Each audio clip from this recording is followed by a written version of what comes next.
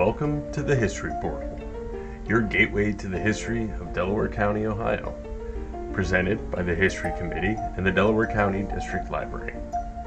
My name is Andrew Vermillion, Adult Services Specialist, and I'll be your narrator for today's History Portal podcast. Today's episode, It All Happened at the Zoo, is written and researched by Katie Kramer, Outreach Associate.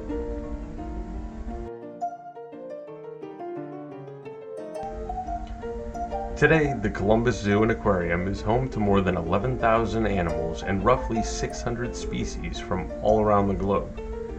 The zoo complex is a recreational and educational destination that includes Zimbizi Bay Water Park and Safari Golf Club. Truly, the Columbus Zoo is a world-class establishment right here in our own backyards. But I want to take you back 100 years to the beginnings of the zoo, when the area was mostly farmland and wilderness. We'd like to answer the question, why did the Columbus Zoo end up in Delaware County? And what was the early history of the zoo and the Zoo Amusement Parks? We'll take you on a tour from its inception through the 1970s. Although located in Delaware County, the zoo, from its very beginning, has been tied to the city of Columbus, located in Franklin County. Its foundations go back to the formation of the Columbus Zoological Company that was incorporated in 1895 by several Columbus area businessmen. In 1902, they began selling stocks for $5 a share to construct Columbus's first permanent zoo. The zoo opened up at Olentangy Park and was called the Zoological Gardens at Olentangy Park. The zoo was located in what is now Old Beechwold at Beechwold Road and North High Street. This was considered up north from Columbus proper and was at the time accessible only by an electric streetcar. Animals included white-tailed deer, elk, rattlesnakes, monkeys, and possibly a tiger. The Zoological Gardens in 1905 featured a balloon ascension with a parachuting monkey aeronaut and showcased Professor Rice's dog, pony, and monkey circus. When the zoo first opened, activities included boating and swimming in the river, a large parade field, which is where Mozart's restaurant is today, and baseball games.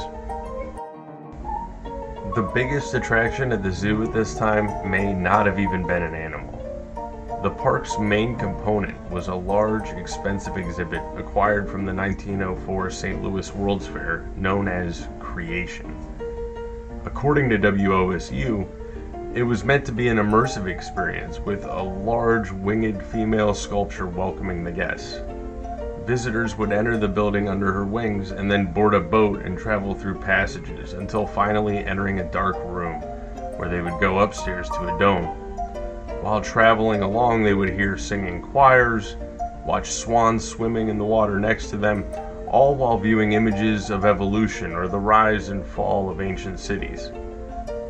Although the attraction was assembled, unfortunately, the very expensive mechanisms never functioned properly, and the ride never actually opened at the zoo. The zoo had stiff competition for attendance. Nearby Indianola Park was adding new attractions such as a large swimming pool, and the Olentangy Amusement Park, located near Doddridge Street, was growing at the same time. By October 1905, the zoo was in bankruptcy and was forced to close. The zoo had only been open to the public for about 5 months. Animals and rides were sold to the Olentangy Amusement Park. Today, if you were in Beechwold, the only remains of the zoo are the former monkey house, which has been turned into someone's barn at 150 West Beechwold Boulevard, and the zoo's original brick entrance, which can be seen on North High Street and Beechwold Road. Interest in the creation of a zoo emerged again in 1924, after the mayor, James Thomas, and his wife visited Central America and brought home with them a ring-tailed monkey named Pedro Miguel. Pedro Miguel quickly became a nuisance to the family, so not having somewhere to keep him, the mayor gave him to Franklin Park. A few years later, in 1926, the mayor visited the St. Louis Zoo and was greatly impressed and decides that his city should have a zoo as well. Zoos at this time were signs of a city's affluence and status, much like having art museums. Zoos in the early 1900s were mostly collections of animals and recreational spaces, a retreat for escaping the noise, pollution, and bustle of the city. The Columbus Zoological Society reformed with the support of Columbus Mayor Thomas, the Columbus Dispatch owner Harry P. Wolfe, Simon Lazarus of the Lazarus Department Store, along with a who's who of Columbus. In November 1926, Columbus City Council President Scott Weir adopted a resolution requesting the state of Ohio to develop a 21-acre game refuge on lands east of the Scioto River in southern Delaware County, which would be called Riverside Park. From 1927 on, the Columbus Dispatch championed the new zoo, and most of the research obtained for this project was obtained from the Dispatch archives, which can be accessed from the Delaware Library's website. In fact, the first animals donated to the zoo were a gift from the Columbus Dispatch.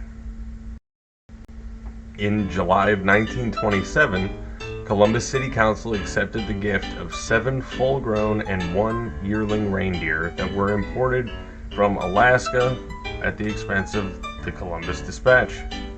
The reindeer had been on display the previous Christmas as part of a promotion by the newspaper. The newspaper had run stories daily following the progress of Santa's team from their home in Alaska to Seattle by steamer and then across the United States by train. Upon their arrival, excited Dispatch readers from all over the region made their way to see the reindeer in person, accompanied by an expert Eskimo reindeer handler. The reindeer were paraded through the city of Columbus up and down High Street on November 26th and 27th, several times before taking a tour then of the surrounding towns, including Westerville and Sunbury. The reindeer were then housed in downtown Columbus, and children could come visit them leading up to the Columbus Christmas Parade. The Dispatch estimated that over 200,000 visitors came to see the reindeer and their handler. From the number of people who were drawn out to see the reindeer as they were paraded throughout the state, it was concluded that interest in a municipal zoo was unquestionably present here in the region. The Dispatch agreed to pay for the construction and labor of an enclosure. After all, the city needed a place to house the beasts.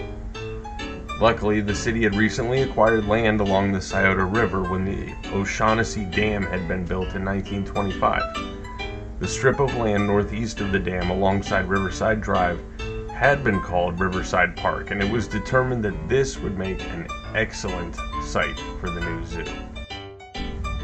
People from the city were already traveling out to the park to picnic and swim and to see the newly built dam, which was an attraction in and of itself. Early Dispatch articles marketing the zoo explained that the area just outside of Columbus would be a recreation spot for families. Also popular in the area was the Wyandotte Inn, opened in 1929 on Riverside Drive, right beside the dam.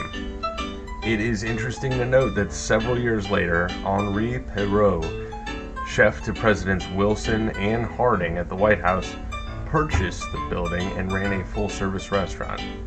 The inn was managed by Gene Baring, local orchestra leader, and he booked vaudeville acts and floor shows. Almost always a party going on at the Wyandotte Inn.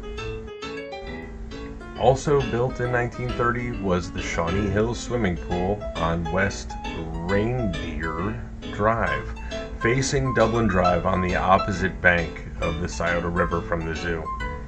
All these recreational attractions and the fact that the land was already in the city's hands must have figured into the selection of this site for the Columbus Zoo. An early advertisement from the Columbus Dispatch declared Riverside Drive leading out to Riverside Park, Franklin County's most beautiful scenic boulevard. A bus route run by Buckeye Stages Inc. was established, bringing people from downtown Columbus to the area with 3 trips daily and 5 on the weekends. The bus route also promoted O'Shaughnessy Dam, and for an additional fee went on to the Girls Industrial School in Rathbone. An interesting side note is that admission to the zoo was free to the public at the time. The men who first developed the concept for the zoo truly wanted it to be accessible to all people as a recreational and educational site. There was a parking fee of 10 to 15 cents. However, zoo memberships, which were sold for $1, allowed you to have free parking for the year. The first zoo membership drive in 1930 did not succeed as planned, however. The kickoff day coincided with the fire at the Ohio Penitentiary, which killed hundreds of inmates, and the fun drive was called off. Per the dispatch, the original concept for the zoo was to only include North American animals. A call then was made to the public to donate animals to the zoo. The dispatch noted, "Donations falling in the category I have described will be welcome from any and all sources." People immediately began to donate all their animals. In February of 1927, an alligator was gifted to the superintendent of parks. Since there were no lodgings as yet at the zoo, it was kept in the palm house of the Botanical Garden in Columbus. Many animals that became residents at the zoo were gifted, coming from many sources. A Capital University student gave his pet white squirrel. As exotic animals were gifted, the idea of a North American menagerie was thrown out. A pastor who had acquired 2 monkeys on a trip to South America gifted his pets to the zoo. Other animals were caught in the wild and brought over, such as Bengal tigers born in India. An article from 1940 showed that the zoo continued to accept animals from all sources, even at that late date. Many additions to the zoo started as family pets that people found they just could not care for. The zoo accepted many ducks around Easter time that they just added to their existing pond, but they turned down cats, dogs, and even goldfish. The largest pet accepted was a bear, and the smallest was a mouse. The bear, named Carmichael, was given to the zoo from a woman who had acquired it in Canada and no longer thought her cellar was the proper home for it. 2 alligators that were kept as pets in Florida were also given to the zoo in 1940. In 1930, a contest was held at Central High School in Columbus to design an entrance sign for the Columbus Zoological Park. The winner received $5 in gold, and his design was made into a 9-foot by 18-foot sheet metal sign that hung at the opening. The sign featured a bear in front of a large setting sun. Evidence that this new zoo was attracting much attention is supported by the emergence then of a sightseeing plane service that began in 1930 under the Curtiss Wright flying service that ran a short distance north of the dam. The first Zoo Amusement Park opened in August 1930 across the road. It advertised rides, miniature golf, a fine dining restaurant, and dancing, with a full orchestra from 9 to midnight, every night except Sunday. As the fall of 1930 approached, no winter lodgings had yet been built at the O'Shaughnessy location to house the new exotic animals that would not be able to withstand the coming cold Ohio temperatures. The solution was to transport the animals to the always warm Franklin Park Botanical Garden. Bengal tigers, lions, apes, and chimpanzees were brought to Franklin Park at the expense of the Columbus Dispatch. As you entered the building, just beyond the doors was a baby elephant, and then a wildebeest, and then 2 black bear cubs. Large birdhouses hung from the ceiling with over 150 birds, including parrots and macaws. Another large cage suspended from the ceiling held 20 common rhesus monkeys, named the Katzenjammer family. Apparently, the bars that were used to hang the animal cages suspended from the rooftop can still be seen today at the Franklin Park Conservatory.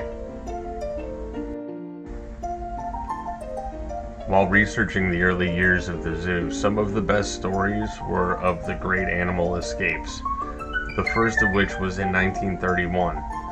The Columbus Dispatch from May 5th has the wonderful headline, "Downtown streets resemble jungle as 25 monkeys revel."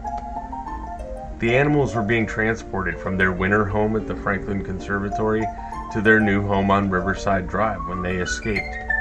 Apparently, they loosened their strap to the cage on East Broad and Pearl Street. One went up the fire escape of the City National Bank building and was able to cross over to the Chamber of Commerce building from there. Police and firemen were called. The animals were able to enter offices and restaurants through open windows. One made it into a kitchen and was captured with a bushel basket over its head as it sat eating a tomato. The dispatch reports they climbed telephone poles and swung from the wires and climbed to the highest points of buildings. One monkey entertained hundreds of bystanders as he climbed around the State Journal sign on East Broad Street. Police had to use a garden hose to soak one monkey into submission who had climbed a tree and refused then to come down. In 1931, the Columbus Dispatch made a large contribution to the zoo that included the construction of a lion house. The Dispatch also donated seals, 46 water birds, and 2 lions. Donated parrots were hung in suspended cages from the ceiling of the lion house. Another lion was donated from the Sells Floto Circus, which had recently been bought out. It was 1937 when the name of the zoo officially became the Columbus Zoo. The next year, 1938, the Hanline brothers opened Zoo Park. The brothers had previously managed Olentangy Park. 14 acres were leased by Leo and Elmer Hanline. Many rides and concessions were brought over from the recently raised Olentangy Park from North High Street in Columbus. Rides included a miniature train, circle swing, and the 1914 Mangles Illions Grand Carousel. The carousel originally operated in Coney Island at Kister's Hotel on Surf Avenue until the early 1920s when it was moved to Olentangy Park. The dance hall / roller rink from Olentangy Park was brought over, and dancing to Mel Green's orchestra was a popular attraction, as well as Saturday night square dancing to Montana Michi and his band. The dance hall would later house the Columbus Zoo's offices for a time, before finally being demolished in 2006. In August of 1938, the Columbus Zoological Society held motorboat races at Griggs Dam in partnership with the Scioto Boat Club to raise money for the fledgling zoo. A news article stated that 100,000 spectators and 100 drivers were expected. They also held canoe races. They had heats for professionals as well as amateurs and races just for women. It was advertised that the last race of the day would be a free-for-all that would have no rules except no dunking. To promote the event, the Dispatch took a great photograph of an RKO Palace beauty on a speedboat with Cram, the zoo's bear cub. Readers of the Dispatch were likely already a little familiar with Cram, the bear cub. See, he had made news the previous week. It had been a scorching day in the 90s, so his keepers had decided to take him out of his pen and hose him down with a little water to cool off. To the amusement of the 18,000 people in attendance, he slipped his leash and Cram climbed to the top of a nearby tree. A lot going on at the zoo that day. The same day it was reported that more than 300 children rode poor Tilly the elephant. Penguins had arrived the previous week, a gift of the Borden Company, so that may have accounted for the large attendance at the zoo. Another day with high attendance at the zoo was the annual Columbus Dispatch Family Day at the Zoo. On this day, subscribers were able to visit Zoo Park free of charge. Coupons could be clipped from the Columbus Dispatch for one free ride on the aeroplanes or one free ride on the Cannonball Express. In June 1939, the Dispatch family picnic at the Zoo Park advertised that they would have a Tarzan Yell contest. Playing in theaters in July of 1930 was the hit, the instant classic, Tarzan Finds a Son. Johnny Weissmuller, who played Tarzan in the movies and was actually a 5-time Olympic gold medal swimmer, visited the Shawnee Hills swimming pool across the river and demonstrated his swimming skills. Many of the early improvements and expansions at the zoo were the result of money given by the Works Progress Administration, set out to stimulate the economy and create jobs after the Great Depression. The 1940 guidebook states that over $186,000 had been received through the WPA towards the zoo. In 1938, the zoo was able to expand after the WPA offered to construct several buildings, including the Pine Carnivore and Wagner Mammalia buildings. The Works Progress Administration also sponsored and produced the 1940 guidebook that was distributed at the zoo. It was written by the employees of the Writers Program of the WPA. The guidebook states that the admission was still free and parking was only 10 cents. The parking money collected was enough to pay the director of the zoo and the employees. The keepers were under the Columbus City Water and Sewer Department. The money collected from the sales of zoo memberships, which entitled people to a year's free parking, paid for maintenance and upkeep. The zoo guide from 1940 also says that 11,000 $1 memberships had been sold the previous year, meeting their annual goal. During the war years, the zoo promised that no essential items were being used in keeping up the zoo. Carnivores were fed horse meat, and for the other animals, they found a fine alfalfa that grew along the river. April 1st, 1939. This is the tale of the great penguin hunt of April Fool's Day. So starts the Dispatch article from April 2nd. 3 penguins escaped and took off for the Scioto River. The North High School Ornithology Club took to boats and helped catch one of the tiny swimmers. Nets were used and another was caught at the foot of West Lane Avenue. Cash rewards were put out and eventually all penguins were returned. Crazy as it seems, this was only the first time penguins would be loose on the Scioto River. So, about a month later, May 15th, 1939, Ella the elk leaps the fence at the zoo. The fence was reported to be 6 feet high. Ella is spotted then on Dublin Bell Point Road. Zoo employees and workers from the Wyandotte modeling plant took chase. Ella took down some 60 feet of fence during the chase. The elk ended up on Columbus Beagle Club's game preserve. Shetland ponies also escaped after her, but they were easier to catch. The next summer, 1940, the Columbus Zoo brought some new human attractions to the zoo that they hoped would attract visitors. Now remember, this is still in the era where zoos were more of a menagerie and elements of the sideshow or circus sometimes were incorporated. In 1940, the Columbus Zoo invited a Hopi chief named Chief Eagle Plume from Arizona and his Winnebago wife, Lone Deer, to reside at the zoo for the summer. They brought with them their 3-year-old named Good Corn Harvester. The family were asked to arrive by paddling down the Scioto in a canoe and land at the zoo. They were then met by Boy Scouts and campfire girls. A Columbus Dispatch article explained that the Boy Scouts helped the family raise their teepee while the campfire girls would help the wife get her home ready. It should be noted that the Hopi did not live in teepees like the Plains tribes, but historically lived in adobe houses built of clay. Seems zoo authorities and Chief Eagle Plume were not exactly sticklers for authenticity. For Eagle Plume's arrival, 4 airplanes circled overhead, and 15,000 onlookers were in attendance for the spectacle. While in residence at the zoo, the chief was to give nature talks and guide tours through the zoo. On weekends, he would sell his silverwork. He was described as a lecturer, silversmith, and recording artist. He attended Yale and Columbia.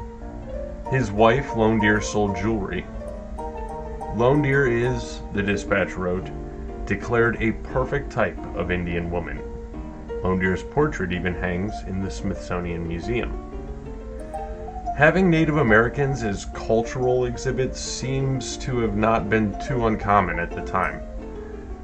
Years earlier, in 1896, the Cincinnati Zoo hired 89 Sikangu Sioux from the Rosebud Reservation in South Dakota to live and perform at the zoo.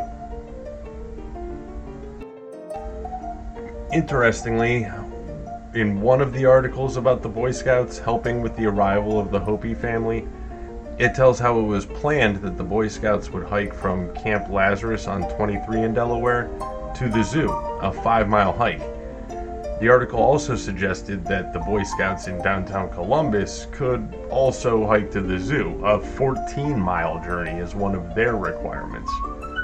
Personally, one of our team members here on the History Committee told us that her grandmother, who lived on Section Line Road near the intersection of Route 42, remembers walking with her sisters unattended as a child to the zoo and back in the 1930s. Meanwhile, at Zoo Park in 1940, they had begun to show outdoor talking pictures and held regular Saturday night wrestling matches directed by wrestling promoter Al Haft. Haft was a wrestling trainer and promoter from 1919 into the late 1960s. Al Haft was known for starting the Midwest Wrestling Alliance. Names in professional wrestling associated with Haft were Frankie Talabar, Mildred Burke, Stacy Hall, Don Eagle, Farmer Brown, Whitey Wahlberg, Juan Sebastian, Don Fargo, Great Scott, the Swedish Angel, Lord Lansdowne, Gorgeous George, Handsome Johnny Barron, and Nature Boy Buddy Rogers, to name a few. In 1940 and 1941, the weekly 2-match free shows were held at the Columbus Zoo Park. Another attraction at Zoo Park in 1940 was Mickey Mouse Town. It was reported to have been a large, miniature town behind glass, inhabited by live white mice. The 1,000 white mice performed on miniature Ferris wheels, swings, and merry-go-rounds, and went in and out of miniature buildings such as a hotel. At the end of each season, they were given to the Ohio State Medical College for research, and fresh mice were brought the next season. It's really a shame we don't have a photo of this attraction. At the end of the 1940 season, 7 elk were gifted to the zoo by the Columbus Lodge of the Elks. The Elks presented the animals as the climax of their annual picnic at O'Shaughnessy Dam as living symbols of their namesake. The Elks and the elk were treated to a show as 2 escaped rhesus monkeys raced through the zoo grounds before eventually returning to Monkey Island at dusk. Other animals donated from fraternal orders were an eagle from the Eagles and a lion from, you guessed it, the Lions. It is interesting to note that many of the zoo's first experienced animal keepers came from circuses. Circus employees at this time had by far the most experience working with large animals and training them. When the zoo first opened, they used firemen and police officers charged with taking care of the animals. In 1946, the zoo hired 2 herpetologists for a brand new collection of 75 snakes. In 1948, the Columbus Zoo hired its first real elephant man, Harry Parkhurst. Parkhurst's experience included working 58 years in circuses, including Barnum and Bailey. He was to work with Tansy and Cinny, who had been with the zoo for 9 and 7 years in 1948. According to the Dispatch article, he hoped to teach them to lie down and sit up. The 1950s ushered in an era of expansion for the zoo. In 1951, the zoo obtained 70 acres east of State Route 257 from the Stanbury Estate. Also, in 1951, the city of Columbus took over operations of the zoo, and the zoo also acquired its first 3 gorillas. Construction was also started on the new aquarium. The Dispatch touted the zoo as the 8th largest in size in the country. Membership drives were vital for the zoo. Parades in downtown Columbus were well-attended affairs featuring elephants and bears and camels and clowns, oh my, visiting from the Shriners Circus. Local high school bands marched with the Queen and her court and 25 lovely models. A new kiddie land within the zoo was constructed in 1955 with carnival rides. Next door at Zoo Park, they purchased a 12-foot by 18-foot television screen at a cost of $2,500. Floyd Gooding of Gooding Amusements purchased the Zoo Park from Elmer Heinlein and renamed the park Gooding's Zoo Amusement Park. A flying scooter ride, a King Auto ride, tilt-a-whirl, and 18 new Dodgem cars were added. A huge boom for the zoo occurred in December of 1956, when Kolo, the world's first zoo-born gorilla, was born at the Columbus Zoo. The baby was a complete surprise to the gorilla keepers and also a surprise to the veterinarian, who had stated in July of that year that the mother was not pregnant, just feeling ill. At the time, zookeepers did not think captive gorillas could be successfully bred in captivity. Males and females were kept separate at the zoo. A part-time zookeeper and veterinary student at the Columbus Zoo decided to let the 2 gorillas, Baron and Christina, hang out together without permission. They ended up mating, and Christina became pregnant. When the baby was found still in its amniotic sac, the keeper, Dean Thomas, began resuscitation that lasted 15 minutes. There was no precedent for how to take care of a baby gorilla, so by their own admission, the zoo treated it like a human baby, feeding it baby formula and putting it in disposable diapers. By February, 2 months later, an $11,000 new glass-walled addition to the ape house had been approved and was being built to show off the infant. The new arrival was pictured in Life magazine and on the national TV show Wide Wide World, and You Asked for It. The baby was first named Cuddles before being named Kolo, a mashup of Columbus and Ohio.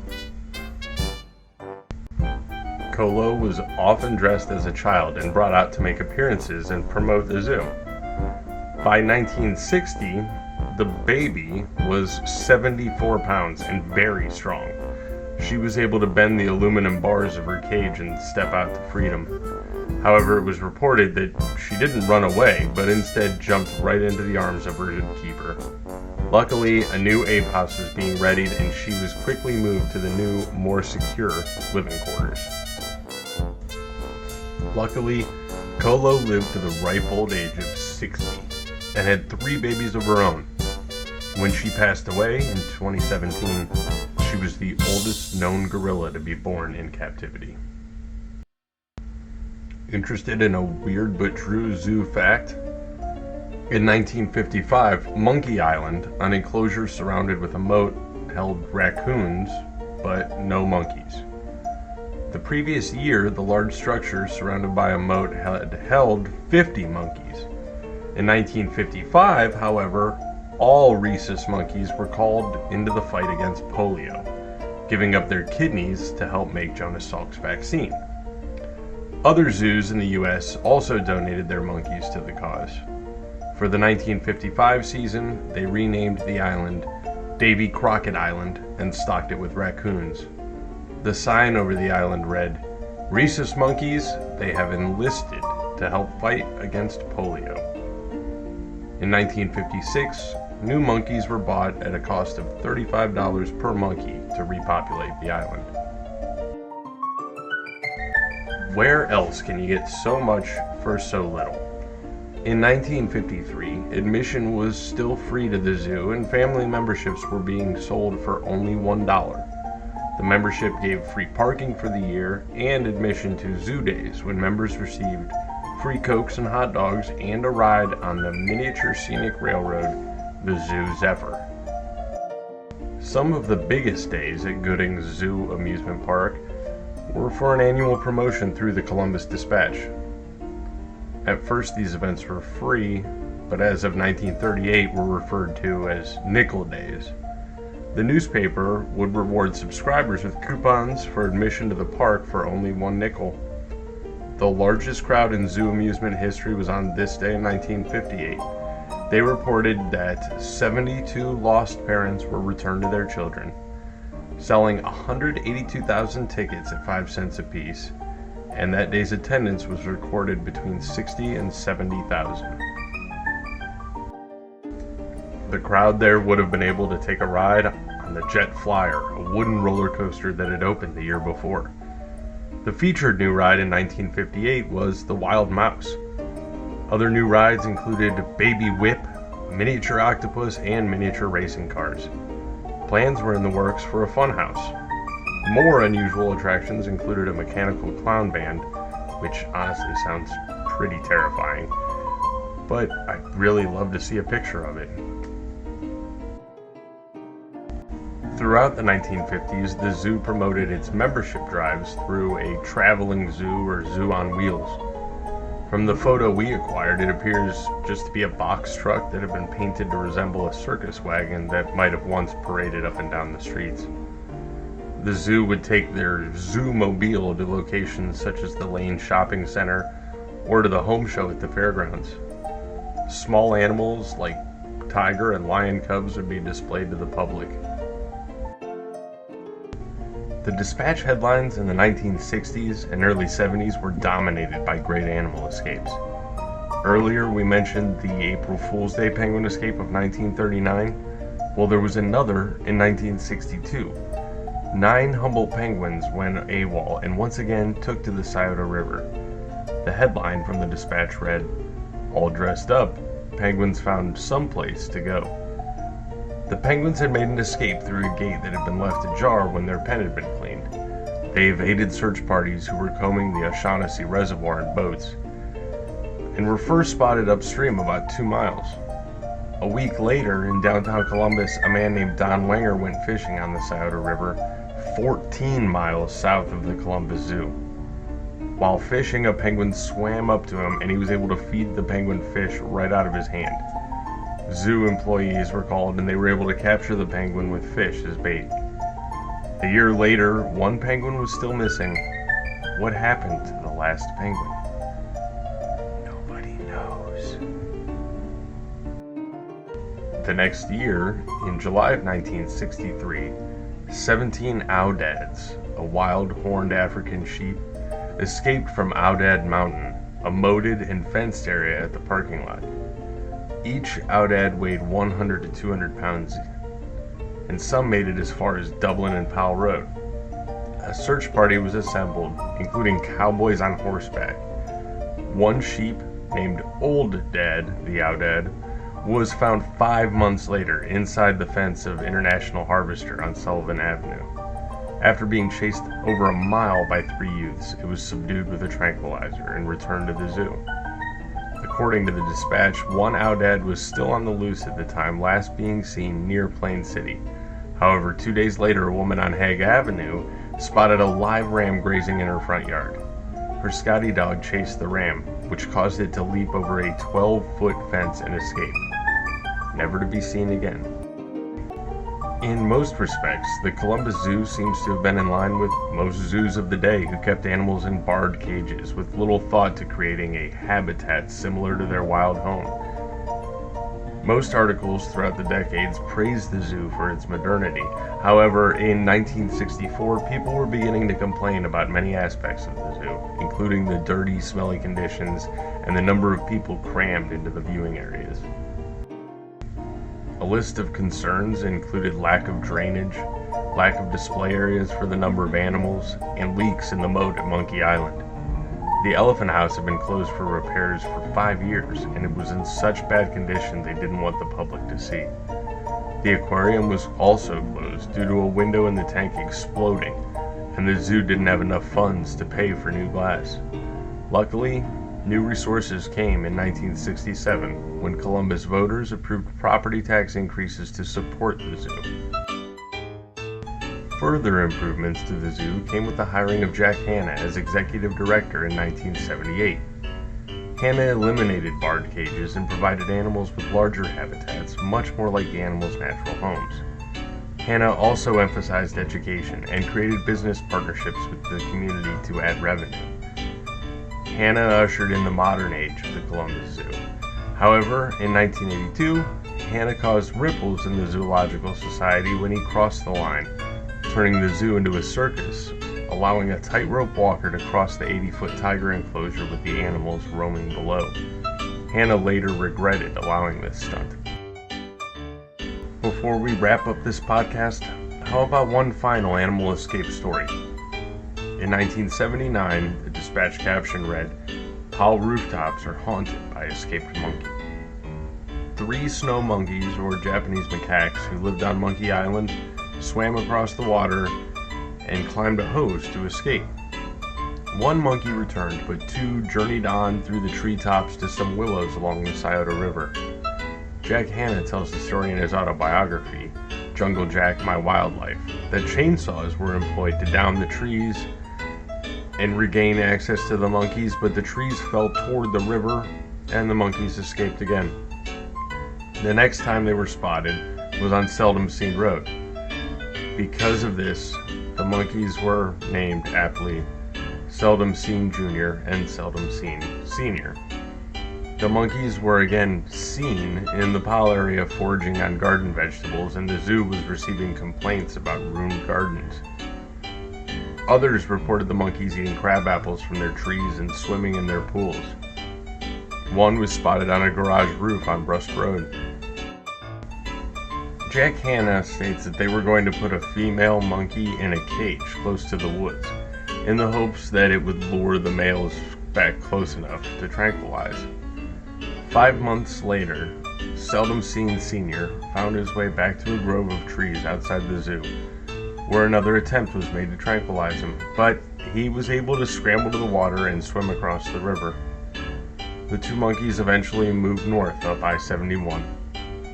A truck driver reported that he tried to lure one of the monkeys into his cab with a sandwich. The monkey apparently took the sandwich but bolted toward a golf course. Keepers, apparently afraid that the monkeys would recognize them and take off again, dressed as golfers and showed up at the golf club with tranquilizer guns. But the monkey escaped again. By fall, the monkeys had traveled over 100 miles north. In November, 6 months since their escape, Seldom Seen Jr. was found in a barn in Upper Sandusky and captured.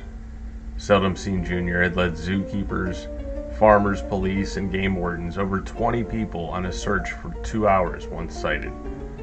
It ran from one barn to another, and then it took 3 hours to be enticed from the hayloft into nets. Later, Senior was located in a garage by a patrolman in Elyria, a suburb of Cleveland, and he was returned to Monkey Island. The great monkey chase was finally at an end, and likely the zoo's most incredible escape story. So, you might be wondering, if you go to the Columbus Zoo in Zoombezi Bay tomorrow, what is still left to see of the zoo's history? Well, if you were able to enter the zoo by the staff entrance, you could still see the signs for the bumper cars that were once housed there. In Adventure Cove, you can still ride the wooden roller coaster, the Sea Dragon. That opened in 1956 as Jet Flyer at Gooding's Zoo Amusement Park.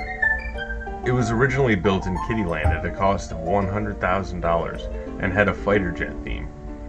The coaster was renamed Sea Dragon in 1984 after the park rebranded to Wyandotte Lake. The Sea Dragon is unique in that it is still manually braked. Operators use big levers in the station to manually stop the train. The Sea Dragon is the oldest operating wooden roller coaster in Ohio.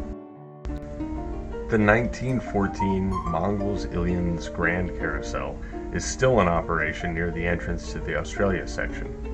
When the city of Columbus purchased Gooding's Amusement Park on February 3, 1981, they also purchased the 1914 carousel at this time. It is one of only 200 wooden grand carousels still in use today. The carousel includes 52 hand-carved horses, 2 chariots, and a Wurlitzer 153 band organ. In 1999, it underwent a $1 million restoration. One of the more remarkable pieces of history to have survived the many phases of renovation is a one-room schoolhouse located in the Heart of Africa region.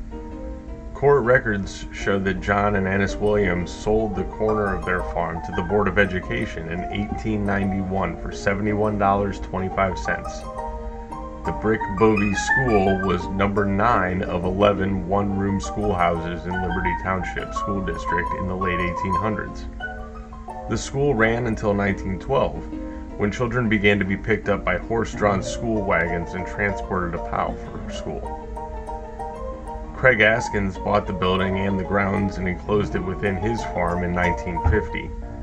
The land was later sold to the Columbus Zoo and was used as the stage and backdrop for drum and cultural lessons called the Mudiwa Schoolhouse Stage. Our researchers contacted the zoo reports the structure is not currently in use. Today, if you visit the zoo, you can appreciate the large, naturalistic animal enclosures and the emphasis on conservation and education. The zoo is indeed a point of pride for our community. But just like in the past, the zoo compound continues to incorporate bigger and better amusements and attractions that are not precisely animal related. Within the zoo, there are classic carnival rides, but also experiences such as Dinosaur Island and a 4D theater. Zumbizi Bay Water Park now replaces Wyandotte Lake, and Safari Golf lies on the south side of Powell Road. Animal escapes still do occur, maybe not as often, such as in 2011 when prairie dogs dug out of their enclosure and one refused to come out of a drain pipe. And the zoo continues to find fun and unusual ways to attract visitors, such as wild lights and brew at the zoo.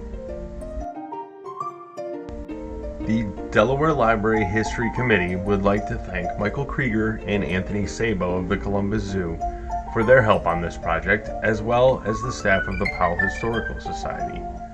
Much of the research was accomplished through the use of the digital archives of the Columbus Dispatch, which can be accessed through the research page at delawarelibrary.org. More photos and information were obtained through the Ohio Memory website, also found at the research page. Please join us for our next podcast of the Delaware History Portal, brought to you by the Delaware County District Library.